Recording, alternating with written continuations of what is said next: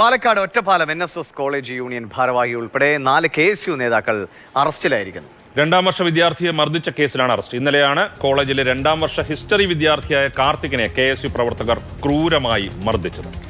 Google VS വിവരങ്ങൾ നൽകും. Google, ഇതെന്തിന്റെ പേരിലായിരുന്നു മർദ്ദനം? എന്തോ സോഷ്യൽ മീഡിയയുമൊക്കെ ആയിട്ട് ബന്ധപ്പെട്ട് തന്നെയാണല്ലേ?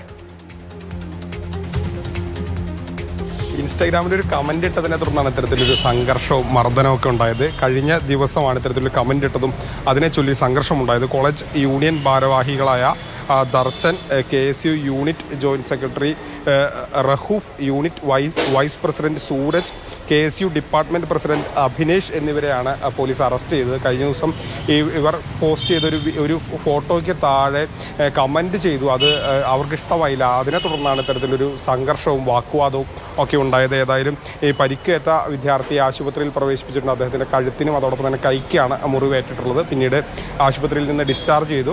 ഒറ്റപ്പാലം പോലീസിൽ പരാതി നൽകിയതിനെ തുടർന്നാണ് ഇപ്പോൾ ഈ 4 പേരെയും പോലീസ് കസ്റ്റഡിയിലെടുത്തത്.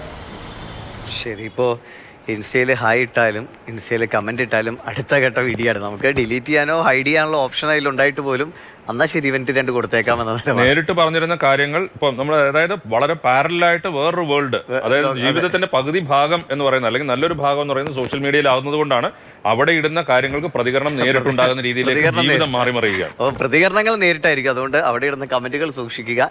ഇതൊക്കെ ഹൈഡ് ചെയ്യാനോ, അല്ലെങ്കിൽ വിദ്യാർത്ഥികൾ തമ്മിലാണ്, ഇവർ ഒരേ കോളേജിൽ പഠിക്കുന്ന ആളുകളാണ്, സൗഹൃദത്തോടെ കാര്യങ്ങൾ കാണേണ്ട ആളുകളാണ്. പക്ഷേ സൗഹൃദമൊന്നും അത് എന്താ പറയുക, സോഷ്യൽ മീഡിയ വലിയ തള്ളിൻ്റെ സൗഹൃദമുള്ളൂ, നേരിട്ടില്ല എന്നതാണ് ഇപ്പോൾ ഇടിയുണ്ടപ്പോൾ മനസ്സിലായത്. എന്തായാലും ഇത്തരം അക്രമങ്ങൾ ഉണ്ടാകാതിരിക്കട്ടെ സോഷ്യൽ മീഡിയയിലെ പോസ്റ്റുകളുടെ പേരിൽ. അപ്പോൾ